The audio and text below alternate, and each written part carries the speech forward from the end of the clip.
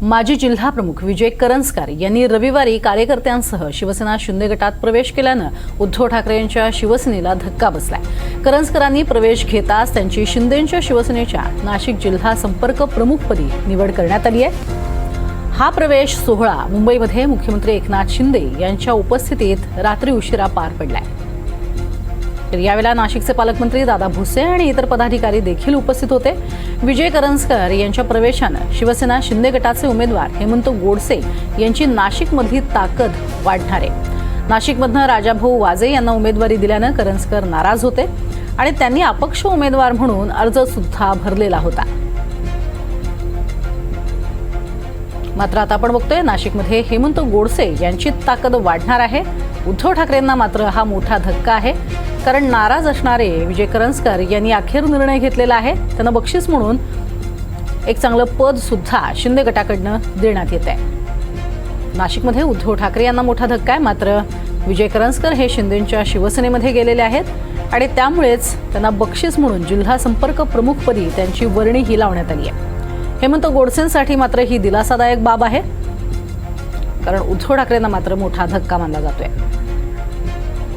अधिक माहिती घेणार आहोत आमचे प्रतिनिधी किशोर बेलसरे सध्या आपल्या सोबत जोडले गेलेले आहेत। किशोर, हा मोठा धक्का आहे एकीकडे आपण म्हणतोय ठाकरेंसाठी, मात्र शिंदेंसाठी आणि खास करून गोडसेंसाठी ताकद वाढवणारा असा हा निर्णय म्हणावा लागेल करंजकरांचा। हो, नक्कीच प्रज्ञा, हा ताकद वाढवणारा निर्णयच राहील, कारण आपण म्हणतोय कट्टर शिवसैनिक जो असतो तशी कट्टर शिवसैनिक म्हणून विजय करंजकर यांची ओळख होती आणि पूर्वीपासून ते उद्धव ठाकरेंचे खास निकटवर्तीयांमधले होते आणि त्यांना एकेकाळी राज्यपाल कोट्यातून देखील आमदारकीचं नाव सुचवण्यात आलं होतं। मात्र तेव्हा भगतसिंग कोश्यारी आणि भाजपा आणि शिवसेनेमध्ये थोडासा वाद निर्माण झाला होता त्या काळात, त्याच्यामुळे ते नाव जाहीर होऊ शकलं नाही। परंतु त्यानंतर असं म्हटलं जातं की विजय करंजकर हे 2 वर्षापासून प्रचार करत होते खासदारकीचा। नाशिक जिल्ह्यामध्ये त्यांनी चांगला प्रचार केला होता, पण ऐन वेळेस त्यांची तिकीट कट करण्यात आलं आणि त्याच्यानंतर त्यांना राजाभाऊ वाजेंनाही उमेदवारी देण्यात आल्यानंतर ते प्रचंड नाराज झाले होते आणि या नाराजीच्या धक्क्यातून त्यांनी बराचसा प्रयत्न केला महायुतीकडे तिकीट मागण्याचा हेमंत गोडसेंच्या जागेवरचा, परंतु तो प्रयत्न देखील त्यांचा असफल झाला। मग त्यांनी अपक्ष उमेदवारी नाशिकमधून भरली आणि नाशिकमधून अपक्ष उमेदवारी भरल्यानंतर विजय करंजकर कोणत्या गटात जातील ही चर्चा चालू होती। मात्र अखेर काल रात्री त्यांनी मुख्यमंत्री एकनाथ शिंदे यांच्याकडे जाऊन यांच्या संपर्कात राहून त्यांनी पक्ष प्रवेश केला। यावेळी दादा भुसे व इतर पदाधिकारी देखील होते।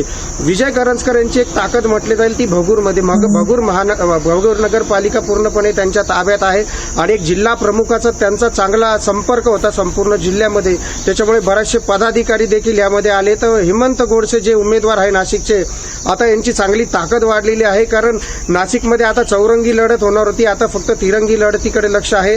त्यात मुख्य म्हणजे आता शांतिगिरी महाराज हे देखील आहेत अपक्ष उमेदवार म्हणून, त्यांचा देखील उमेदवारी अर्ज आहे। एकंदरीत घडामोडी पाहता आता हेमंत गोडसेंची नाशिकमध्ये चांगली ताकद वाढलेली दिसते प्रज्ञा। नक्कीच, मात्र असं जरी असलं तरी सुद्धा एकीकडे तोंड देखलं करंजकरांना कोणतंही पद दिलं गेलं असलं तरी सुद्धा आणखीन काहीतरी आश्वासन हे नक्कीच शिंदे गटाकडनं मिळालेलं असणार आहे। काही आतली खबर कळू शकली आहे का? नक्कीच, कारण विजय करंजकर शांत बसणारे नाही। त्यांनी आता जरी उपनेता आणि असे पद घेतलं असेल जिल्हा संपर्क प्रमुख, परंतु नक्कीच त्यांना कुठेतरी भविष्यात येणाऱ्या विधानसभेमध्ये पण त्यांना त्यांचे शब्द काहीतरी सोडला असेल, त्याच्याशिवाय विजय करंजकर शांत बसणार नाही, कारण ते डायरेक्ट मुख्यमंत्री एकनाथ शिंदेच्या देखील संपर्कात होते आणि ते निकटवर्ती होते जेव्हा उद्धव ठाकरेंच्या, तेव्हा ते नेहमी मुख्यमंत्र्यांबरोबर मुख्यमंत्री एकनाथ शिंदेच्याही संपर्कात राहायचे। तर एकंदरीत त्यांची ताकद पाहता त्यांना काही ना काही तो शब्द त्यांनी सोडून घेतला असेल, परंतु शब्द सोडण्याच्या आधी त्यांनाही सांगण्यात आलेलं आहे की हे सीट आम्हाला कोणत्याही पद्धतीने निवडून आणून द्यायचं हेमंत गोडसेचं, अशा पद्धतीचं एकंदरीत दिसतंय वातावरण प्रज्ञा। नक्कीच, सुताज धन्यवाद या संपूर्ण सविस्तर माहितीसाठी।